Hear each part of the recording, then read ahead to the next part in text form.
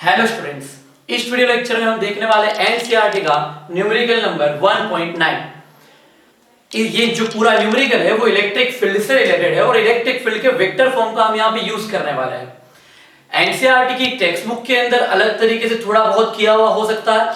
हमारा कॉन्सेप्ट जो काम हमने फोर्स के लिए किया था सेम काम हम यहाँ पे इलेक्ट्रिक फील्ड के लिए करने वाले हैं। हमारा कॉन्सेप्ट चेंज नहीं होगा। क्वेश्चन में इस पर्टिकुलर एक क्वेश्चन के अंदर 3 इक्वेशन है। क्या 3 क्वेश्चन में पहले बोल देता हूं फिर हम क्वेश्चन पढ़ते हैं। हमको ऐसा बोला है कि हमारे पास 2 चार्ज है। एक चार्ज +10⁻⁸ कूलम है और दूसरा है -10⁻⁸ कूलम और ये दोनों एक दूसरे से 0.1 मीटर के डिस्टेंस पे है। अब ये दोनों चार्ज की वजह से 3 अलग-अलग पॉइंट पे इलेक्ट्रिक फील्ड फाइंड करना है। कौन से 3 पॉइंट पे? एक है पॉइंट ए, दूसरा पॉइंट बी और तीसरा पॉइंट सी। हमको ए पे फाइंड करना है electric field, total electric field. ये भी लगाएगा, ये भी लगाएगा, बी पे भी ये दोनों लगाएंगे, सी पे भी ये दोनों लगाएंगे, पर इन सब में आंसर में कुछ ना कुछ चेंजेस आएंगे। वो किस तरीके से आएंगे वो हमको यहां पूरे न्यूमेरिकल के अंदर देखना है। तो क्वेश्चन हमको एग्जैक्टली वही चीज बता रहा है। 2 point charges Q1 and Q2 of magnitude 10⁻⁸ coulomb and -10⁻⁸ coulomb respectively are placed 0.1 meter apart। दोनों के बीच का distance 0.1। Calculate electric field at point A, point B and point C as shown in figure. ठीक है, बिल्कुल question समझ में आ गया किस तरीके से आंसर लाना है।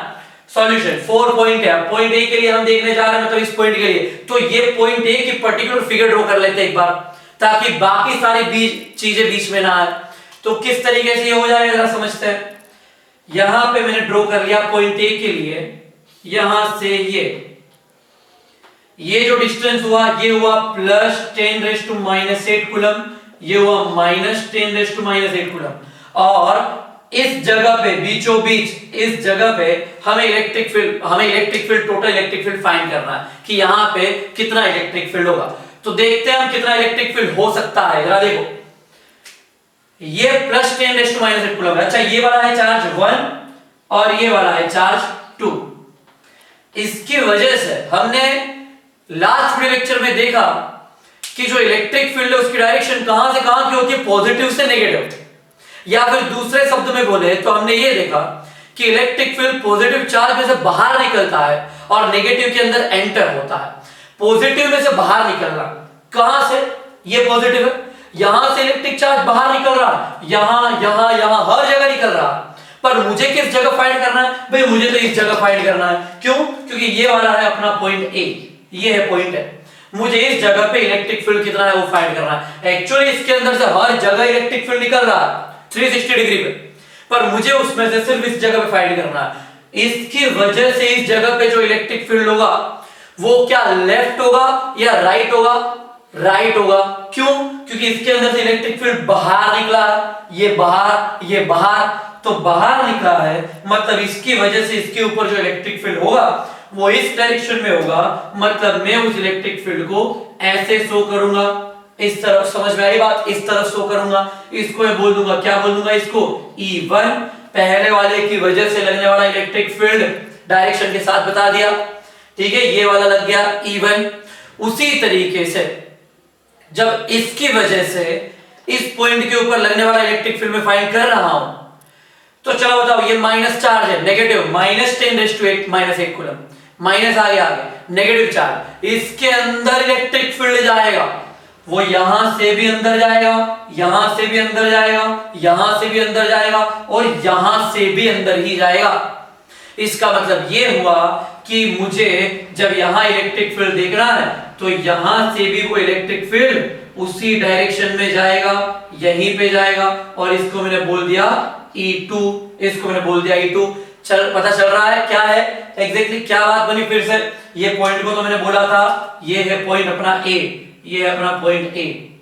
क्लियर? फिर से क्या हुआ? फिर से देखो जरा, ये क्योंकि ये पूरे न्यूमेरिकल के अंदर डायरेक्शन का इंपॉर्टेंस है, इसी के ऊपर पूरा पिक्चर है अपना, तो डायरेक्शन समझना जरूरी हो रही है। फर्स्ट टाइम हम देखने जा रहे हैं, इसलिए बहुत ही ज्यादा ध्यान से समझना।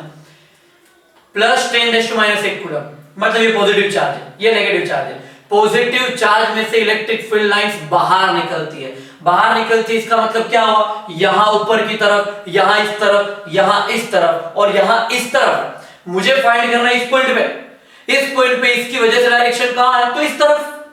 सेम वे ये नेगेटिव चार्ज है, नेगेटिव में इलेक्ट्रिक फील्ड एंटर होती है, एंटर होने का मतलब क्या हुआ, ये नेगेटिव पॉइंट है, इसके अंदर इलेक्ट्रिक फील्ड को एंटर होना है, मुझे किस तरफ देखना है, मुझे देखना है पॉइंट ए के ऊपर। एंटर होना मतलब अगेन ये वाला डायरेक्शन, मतलब इसकी वजह से देखो या इसकी वजह से देखो, दोनों की वजह से इस पॉइंट पे, पर्टिकुलर इस पॉइंट पे इलेक्ट्रिक फील्ड की डायरेक्शन पॉजिटिव एक्स डायरेक्शन रहेगी, same direction.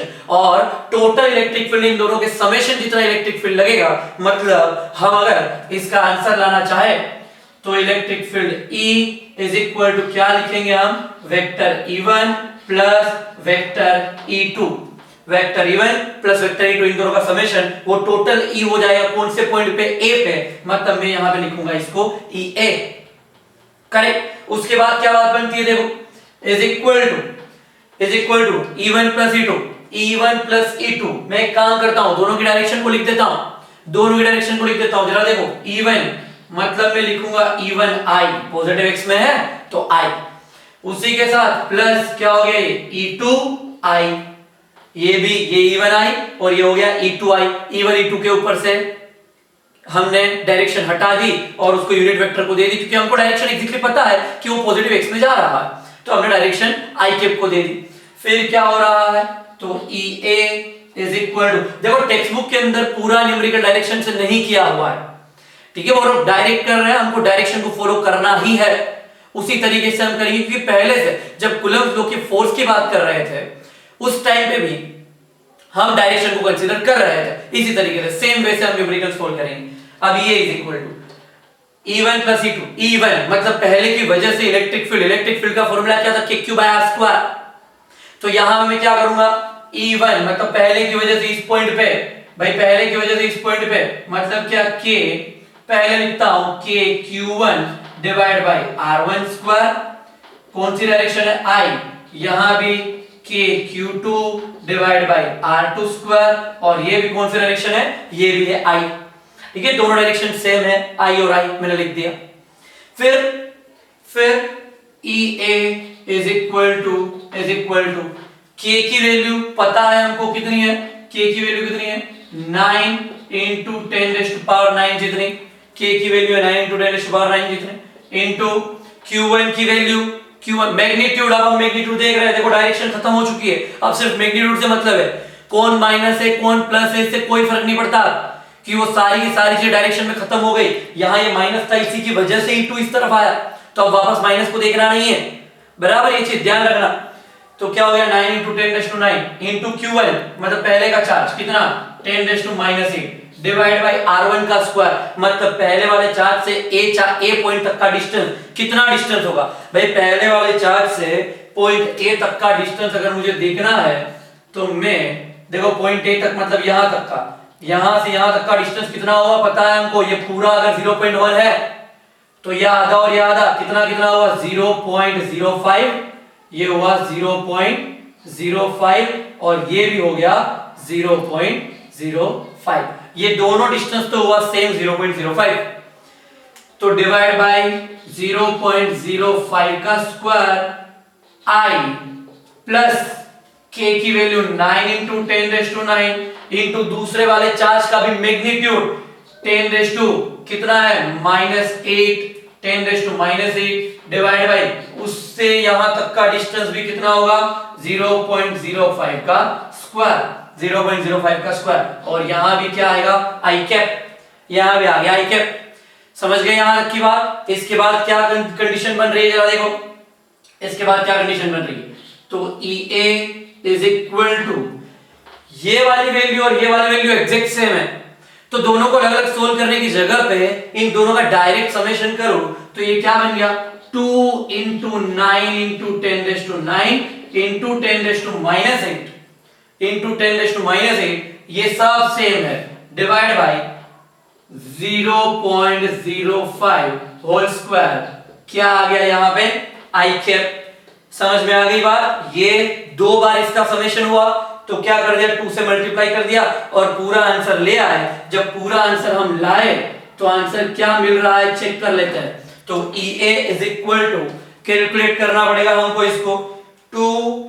into 9 2 into 9 divide by 0.05 का स्क्वायर मतलब 0.05 divide by 0.05 is equal to answer मिला हमको 7200। ये आंसर मिला 7200 इंटू 10 की पावर देखनी पड़ेगी। ये 9 minus 8 is equal to 1 is equal to 1 into 10 की पावर 1i 10 की पावर 1i मतलब पूरा आंसर जो अच्छा ये इलेक्ट्रिक फील्ड है, इलेक्ट्रिक फील्ड का यूनिट क्या है न्यूटन पर कूलम। तो जो पूरा आंसर है EA वो हमें कितना मिला सो EA will be 7200 into 10⁻1 is equal to 72 क्या आ गया 1000 I न्यूटन पर कूलम। ये I क्या शो कर रहा है कि जो टोटल इलेक्ट्रिक फील्ड लग रहा है वो पॉजिटिव एक्स डायरेक्शन में लग रहा है। अगर इसका आंसर माइनस आया होता तो हम समझते कि total electric field negative x direction में लग रहा है। समझ में आ गई यहां तक की बात बिल्कुल क्लियर। तो ये हो गया अपना EA का सॉल्यूशन हमें मिल गया। उसी तरीके से EB की अगर बात करें हम तो EB फाइंड कर लेते हैं। EB किस तरीके से मिल जाएगा देख लेते हैं हम जरा। देखो चलो दूसरा क्वेश्चन स्टार्ट करते हैं EB के लिए। EB कैसे फाइंड करना है जरा देखते हैं। 4EB 4 पॉइंट B के लिए अगर सॉल्यूशन लाया जाए, पॉइंट B कहां इस तरफ है बराबर, अब समझ में आ जाएगा। पॉइंट B इस तरफ है, यहां पे बीच में नहीं है, इस तरफ है। कितना दूर तो फिगर दे दी है क्वेश्चन के अंदर और फिगर में ही तुमको बोल दिया है कि ये वाले पॉइंट से 0.05 मीटर इतना डिस्टेंस पे है। ठीक है तो हम अगर पूरी सिचुएशन ड्रॉ करें तो पूरी सिचुएशन कैसी बनेगी। तो ये जो हमारा ये जो दो चार्ज की जो सिस्टम थी वो सिस्टम को तो मैंने एज इट इज ड्रॉ कर दिया, यहां से यहां तक एज इट इज ड्रॉ कर दिया। ये हुआ अपना +10⁻⁻8 कूलम, ये हो गया अपना -10⁻⁻8 कूलम। अब हमें ए की कोई जरूरत नहीं है, अब हमारा पूरा फोकस B पे है। तो B किस डिस्टेंस पे वो देख लेते हैं। तो भाई B थोड़ा दूर है, यहां से B थोड़ा दूर है, समथिंग समझ लो इस जगह पे है B बराबर। तो यहां से इसका डिस्टेंस ये है अपना पॉइंट B, ये अपना पॉइंट B। अब इस पॉइंट पे हमें इलेक्ट्रिक फील्ड फाइंड करना है, इस पॉइंट पे इलेक्ट्रिक फील्ड फाइंड करना है। ये डिस्टेंस कितना है हमको बताइए, डिस्टेंस 0.05, ये डिस्टेंस है 0.05 और यहां से यहां तक का ये जो डिस्टेंस है ये डिस्टेंस तो ऑलरेडी हमको पता है गिवन है 0.1, ये डिस्टेंस 0.1 गिवन है हमको, ये डिस्टेंस है 0.1 और ये डिस्टेंस यहां से यहां तक का जो डिस्टेंस है वो है 0.05। ठीक है यहां से यहां तक का डिस्टेंस जो है वो है 0.05। ओके अब इस पॉइंट पे टोटल इलेक्ट्रिक फील्ड कितना, तो इसकी वजह से और इसकी वजह से मतलब जो हम लिखते हैं वो तो हमारा कॉमन कॉन्सेप्ट है। क्या कॉमन कॉन्सेप्ट है, हम ऐसे ही लिखते हैं कि EB यहीं पे लिखेंगे और बाद में जाने देंगे। पहले चलो यहां से देखते हैं कि कौन कौन सी डायरेक्शन में टोटल इलेक्ट्रिक फील्ड लगने वाला है। तो जैसे यहां पे मैंने डायरेक्शन बताई थी ब्लू कलर में, जहां पे डायरेक्शन बताई थी E1 भी इस तरफ है, E2 भी इस तरफ है। यहां पे वो सिचुएशन क्या रहेगी वो देखो, ये है चार्ज 1 और ये है चार्ज 2। चलो देखो पहले पॉजिटिव की वजह से, पॉजिटिव में से इलेक्ट्रिक फील्ड लाइंस बाहर निकलती है। तो जब पॉइंट A इस तरफ था तो इलेक्ट्रिक फील्ड लाइंस इस तरफ थी, तो अब पॉइंट B इस तरफ है तो इलेक्ट्रिक फील्ड लाइन इस तरफ होगी, क्योंकि पॉजिटिव में से इलेक्ट्रिक फील्ड लाइन हर जगह बाहर निकलती है। मतलब पॉइंट B को इस तरफ इलेक्ट्रिक फील्ड लाइंस निकलेगी। मतलब ये हुआ कि यहां पे जब मैं देखूंगा कि कहां जा रहा है इलेक्ट्रिक फील्ड तो वो जाएगा एक्चुअली इस तरफ। किसकी वजह से, 1 की वजह से। मतलब ये हमारा आ गया E1। समझ में आया E1 इस तरफ क्यों गया भाई, पहले पॉइंट A अपना इस तरफ था तो यहां से जब बाहर निकला तो ऐसे बाहर निकला। अब इस तरफ है अपना पॉइंट B तो यहां से जब इलेक्ट्रिक फील्ड बाहर निकलेगा तो इस डायरेक्शन में बाहर निकलेगा। समझ में आ गई बात, क्लियर। तो 1 की वजह से इस डायरेक्शन में गया। उसी तरीके से 2 की वजह से अगर देखें हम, ये 2 की वजह से, तो 2 तो नेगेटिव है, मतलब इसके अंदर अट्रैक्ट होने वाला है। कौन से पॉइंट पे देखना है, B पॉइंट पे। भाई B पॉइंट पे इसके अंदर तरफ जाने वाला डायरेक्शन मतलब ये वाला डायरेक्शन, और ये हो गया अपना E2। समझ में आ गई बात, ये हो गया अपना E2। अच्छा देखने पे क्या पता चलता है कौन बड़ा होगा, E1 बड़ा होगा कि E2 बड़ा होगा। ऑब्वियसली E1 बड़ा होगा। क्यों, क्योंकि E1 इस चार्ज की वजह से है और ये चार्ज अपने पॉइंट B से पास में है। तो पास में होगा तो इलेक्ट्रिक फील्ड ज्यादा होगा, दूर जाएगा तो इलेक्ट्रिक फील्ड कम होगा। तो इन दोनों में बड़ा कौन बनेगा, बड़ा बनेगा E1 और छोटा बनेगा E2। E1 की डायरेक्शन ये वाली है और E2 की डायरेक्शन ये वाली है। क्लियर हो गया इवन की डायरेक्शन? थोड़ा ध्यान से इसको समझना, फिर से दूसरी बार देखना और तुमको पूरा क्लियर हो जाएगा। इसको और इसको दोनों कंपेयर करना। अच्छा चलो अब आगे बढ़ते हैं। हाँ दूसरी बात, यहां से पॉइंट ए का डिस्टेंस 0.05, यहां से भी 0.05, पर यहां पे ऐसी बात नहीं है, यहां पे बात थोड़ी चेंज हो जाती है। हम पॉइंट बी पे देख रहे हैं भाई, यहां से पॉइंट बी तक का तो डिस्टेंस हमको पता है कितना है 0.05, मतलब r1 is equal to 0.05 clear है। पर यहां से यहां तक का जो डिस्टेंस है, मतलब कौन सा डिस्टेंस है अपना r2 इज इक्वल टू 0.05 नहीं है, वो कितना है? तो वो 0.1 plus 0.05 is equal to 0.15 metre जितना है। समझ में आई बात? यहाँ पे r1 और r2 का डिस्टेंस डिफरेंट रहेगा। यहाँ पे ये सेंटर में था इसलिए सेम था, ये भी 0.05 था और ये भी 0.05 था। पर यहाँ पे ये वाली सिचुएशन पूरी एज इट इज, पर ये वाली सिचुएशन चेंज हो जाएगी। समझ में आ गई बात? चलो आगे बढ़ते हैं हम हमारी डायरेक्शन को नहीं छोड़ेंगे, पहले से मैंने तुमको बता दिया, एनसीईआरटी के अंदर डायरेक्टली लिख दिया, हम डायरेक्शन को नहीं छोड़ेंगे। चलो स्टार्ट करते हैं। सबसे पहला फिर से अपना कॉमन कॉन्सेप्ट क्या हुआ, तो E at point B is equal to E1 plus E2 बराबर, दोनों का समेशन करना ही है, जैसा यहां पे किया सेम काम करना है। फिर is equal to E1 plus E2, E1i E2i, तो कर दिया यहां पे E1i प्लस E2i, दोनों एक डायरेक्शन में है इसलिए मैंने दोनों में i कर दिया। पर एक चीज ध्यान रखनी है कि यहां दोनों पॉजिटिव एक्स में नहीं है, यहां पे E2 तो अपना अभी भी पॉजिटिव एक्स में जा रहा है, पर जो E1 है वो नेगेटिव एक्स में जा रहा है, नेगेटिव एक्स में जा रहा है, इसलिए मुझे E1 के आगे क्या रखना चाहिए, माइनस रखना चाहिए। समझ में आ रही है बात? क्लियर? E1 के आगे मुझे माइनस रखना चाहिए क्योंकि वो नेगेटिव डायरेक्शन में है। क्लियर हुआ? बिल्कुल ठीक है, ये हमको करना है, बिल्कुल ध्यान रखना है इसको। समझ गए? फिर अब स्टार्ट करते हैं, वैल्यू रखते जाते हैं, हम वैल्यू रखते जाते हैं। तो EB इज इक्वल टू यहीं पे रखता हूं अभी तो पहले, तो ये क्या हो minus k q1 divide by r1 square i cap, फिर plus k q2 divide by r2 square into i cap. अब इसकी वैल्यू हम इस फॉर्मूला के अंदर रखेंगे, तो EB इज इक्वल टू हमको क्या मिला, तो माइनस 9 इंटू 10⁻⁹ इंटू q1, बाकी सारी बातें as it is 10⁻⁻8 divide by r1 का स्क्वायर, r1 0.05 पता है हमको, 0.05 का स्क्वायर, फिर i, फिर प्लस E2 मतलब ये पूरी वैल्यू k की वैल्यू 9 इंटू 10⁻⁹ इंटू q2 भी कितना 10⁻⁸ डिवाइड बाय, माइनस नहीं लेना है ना, मैग्नीट्यूड देख रहे हैं, डायरेक्शन देख ली हमने, डिवाइड बाय अब क्या आएगा 0. r2 की वैल्यू 0.15, तो 0.15 होल स्क्वायर, और डायरेक्शन तो कौन सी है, x ही है, ये नेगेटिव x थी तो आगे माइनस ले लिया, ये पॉजिटिव x है तो एज इट इज प्लस ले लिया।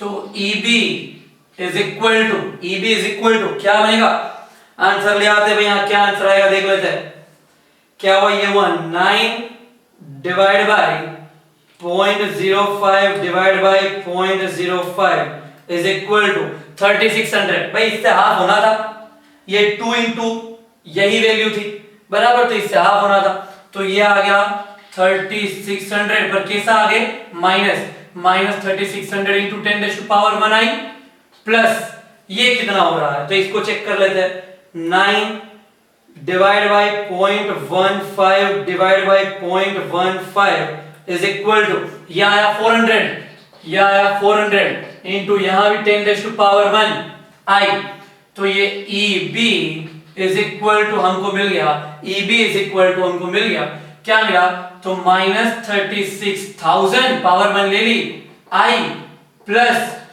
4,000 I is equal to minus 36,000 plus 4,000 is equal to minus 32,000 I। मतलब हमें पता चला ये कौन सी डायरेक्शन है, लेफ्ट डायरेक्शन।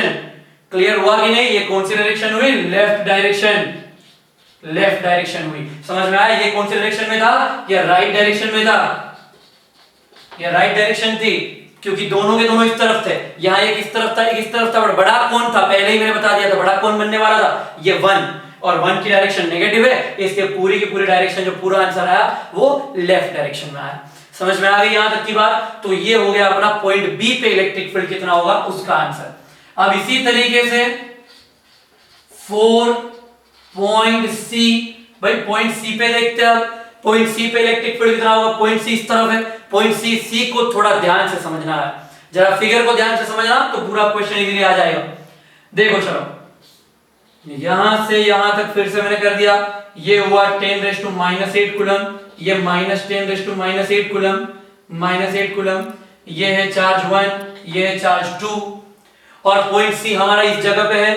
यहां से यहां तक का डिस्टेंस 0.05 नहीं है, ये 0.1 है। ये जो डिस्टेंस है यहां से यहां तक का, ये जो डिस्टेंस है वो 0.1 है, ठीक है। यहां से यहां तक का जो डिस्टेंस दिया हुआ है 0.1 मीटर, और ये भी है 0.1 मीटर। करेक्ट, ध्यान रखना इस पॉइंट से यहां तक का डिस्टेंस 0.1 है, इस पॉइंट से यहां तक का डिस्टेंस भी 0.1 है। तो क्या सिचुएशन बनी देख, ध्यान देना। पॉइंट सी पे फाइंड करने जा रहे हैं। पहले तो पॉइंट सी को मैं यहां से ड्रॉ कर लेता हूं, कि एग्जैक्टली पॉइंट सी कहां पे है। तो यहां से पॉइंट सी हमारा इस जगह पे, और यहां से देख लेते हैं कि इस जगह पे, ठीक है। पॉइंट सी है हमारा यहां पे, ये डिस्टेंस भी 0.1 है, ये डिस्टेंस भी 0.1 है, और ये डिस्टेंस भी 0.1 है। सारे डिस्टेंस तो सेम है, इक्विलेटरल ट्रायंगल बन गया। ये 0.1, ये भी 0.1, ये भी 0.1, सारे डिस्टेंस सेम है। देखना ये है कि इसकी वजह से सी पे किस डायरेक्शन में इलेक्ट्रिक फील्ड लग रहा है, और इसकी वजह से सी पे किस डायरेक्शन में इलेक्ट्रिक फील्ड लग रहा है, हमें ये चीज देखनी है, ठीक है। तो कैसे देखेंगे जरा समझना। यहां से इसकी वजह से इस पे इलेक्ट्रिक फील्ड कहां लगेगा, चेक करते कहां लगेगा। देखो सब, इसकी वजह से इस पॉइंट पे ये कैसा है, पॉजिटिव में से इलेक्ट्रिक फील्ड हमेशा बाहर निकलता है। अब यहां से बाहर निकलता सी पे जब पहुंचा तब उसकी डायरेक्शन ये थी, मतलब इसकी वजह से यहां पे लगने वाला इलेक्ट्रिक फील्ड इस डायरेक्शन में लगने वाला है। समझ में आ गया? ये हुआ अपना E1, करेक्ट। बिल्कुल उसी तरीके से ये है नेगेटिव में इलेक्ट्रिक फील्ड एंटर होता है, हर जगह से एंटर होता है, पर हमें देखना है पॉइंट सी से जब इसके अंदर एंटर होगा तो उसकी डायरेक्शन ये वाली आएगी, ये डायरेक्शन आई इसकी, समझ में आ रही है बात? उसकी डायरेक्शन ये वाली आई, और ये हो गया अपना E2, ये हो गया अपना E2। क्लियर हुआ? ये हुआ E1 और ये हुआ E2। समझ में आया किस तरीके से हुआ? बिल्कुल क्लियर। पर यहां पे क्या हुआ, इन दोनों से थोड़ा अलग कॉन्सेप्ट गया। इन दोनों में क्या हो रहा था भाई, दोनों के दोनों इलेक्ट्रिक फील्ड सेम डायरेक्शन में थे, मतलब एक्स में थे। यहां पे ये लोग XY प्लेन के अंदर है, तो हमें क्या करना पड़ेगा इसके। अच्छा, अगर एंगल पता है तो मैंने लास्ट वीडियो लेक्चर में बताया था कि अगर तुम्हें एंगल पता है तो फिर हम सीधा किसका यूज करते हैं, एंगल पता है तो किसका यूज करते हैं हम, जब हमें एंगल पता होता है तो हम पैरेललोग्राम थ्योरम का यूज करते हैं, क्योंकि इन दोनों का जो फाइनल रिजल्ट निकलेगा वो रिजल्ट कौन से डायरेक्शन में निकलेगा, तो भाई रिजल्ट निकलेगा यहां पे इनके बीच में, इस तरफ निकलेगा, यही अपना EC बनने वाला है, और ये बन जाएगा अपना पैरेललोग्राम। यहां से तुम देखोगे तो ये बन गया अपना पैरेललोग्राम। समझ में आ रही है बात? ये पैरेललोग्राम बन जाएगा, तो EC हमको मिल जाएगा किस तरीके से, पैरेललोग्राम से। कब? जब एंगल पता है तब। क्या एंगल पता है? बिल्कुल पता है भाई। ये वाला अगर 60 डिग्री है, ये 60 डिग्री है, तो ये जो टोटल है वो कितना होने वाला है, ये 120 डिग्री होने वाला है। एग्जैक्टली समझ सकते हैं हम, ये 120 डिग्री होने वाला है, क्योंकि अगर ये 60 है तो ये बाकी बचा ये भी 60 बनेगा, और ये 60 कुल मिला के 120 बराबर। लास्ट लेक्चर में हमने कर दिया, इसकी बार नहीं करते हैं इसको। तो ये 120 डिग्री बनने वाला है, ये हम एग्जैक्टली जानते हैं। या फिर तुम 10th का एक्सटीरियर एंगल वाला कॉन्सेप्ट लगा सकते हो। एक्सटीरियर एंगल ये 60, तो ये जो पूरा एंगल हुआ वो इन दोनों का एक्सटीरियर एंगल हुआ, ये ट्राइंगल का। तो एक्सटीरियर एंगल क्या होता है, दोनों इंटीरियर एंगल का समेशन 60 + 60 = 120। वो सीधा कॉन्सेप्ट भी तुम लगा सकते हो। चलो उसके बाद क्या करेंगे, पैरेललोग्राम लगा देंगे हम। पैरेललोग्राम से पहले हमारा जो पहला स्टेप होता है वो क्या होता है, यही वाला, EA = E1 + E2। मतलब उसी तरीके से EC = E1 + E2। हम सबको अलग अलग कर रहे हैं, इसलिए हर एक में E1 + E2 लिखने में कोई प्रॉब्लम नहीं है। अदरवाइज अगर साथ में करते एक ही फिगर से हम ड्रॉ करते तो E1C plus E2C, E1B plus E2B ऐसा करते, हमें कोई प्रॉब्लम नहीं है। तो EC is equal to E1 plus E2, EC is equal to E1 plus E2। पर लास्ट में हमने सब कुछ देख लिया है कि यहां से यहां तक का डिस्टेंस सेम, यहां से यहां तक का डिस्टेंस भी सेम, इसका चार्ज भी सेम, इसका चार्ज भी सेम। इसका सीधा मतलब ये हुआ कि फिगर से हम ये बोल सकते हैं कि मैग्नीट्यूड ऑफ E1 का जो मैग्नीट्यूड होगा वही मैग्नीट्यूड E2 का होगा, और इन दोनों के मैग्नीट्यूड को हम किससे डिनोट करने वाले, E से डिनोट करने वाले। कूलम के न्यूमेरिकल के अंदर हमने ये चीज को देख लिया था। तो E1 E2 और इन दोनों को एक कॉमन नाम दे दिया हमने E। समझ में आ गई यहां तक की बात। मैग्नीट्यूड ऑफ E1 और मैग्नीट्यूड ऑफ E2 दोनों सेम होगा। क्यों? क्योंकि KQ by R square, KQ दोनों का चार्ज सेम और दोनों का यहां से C तक का डिस्टेंस भी सेम 0.1 0.1, मतलब इनको एक कॉमन नाम दे दिया हमने E, जैसा अभी तक हम कर रहे थे। तो फिर अब स्टार्ट करता हूं। तो EC is equal to E1 plus E2। तो EC पैरेललोग्राम लगाना है, पैरेललोग्राम लगाना है तो क्या कर देंगे, तो EC का mod is equal to under root of E1 square plus E2 square plus 2E1 E2 cos 120। समझ में आई बात? ये क्या आ जाएगा, cos 120, cos 120। क्लियर हुआ? तो EC इज इक्वल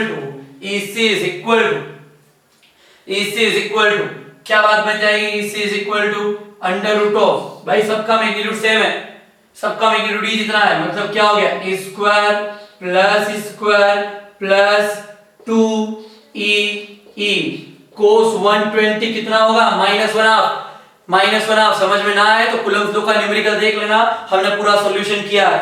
तो ये 2 कट हुआ, ये 2 कट हुआ, तो बचा कौन, EC is equal to under root of E square plus E square minus आगे आया E into E square. Clear? Is equal to E square minus E square cut, तो बचा कौन, under root of E square, और under root of E square बाहर निकला तो बन गया E, वो बन गया E। अब E की वैल्यू कितनी होगी, तो रख दो फॉर्मूला, E का फॉर्मूला रख दो, क्या होगा, तो EC is equal to, E का फॉर्मूला क्या है, KQ by R square, KQ divide by R square is equal to 9 into 10 raised to 9 into Q की value 10 raised to -8 divide by R का स्क्वायर।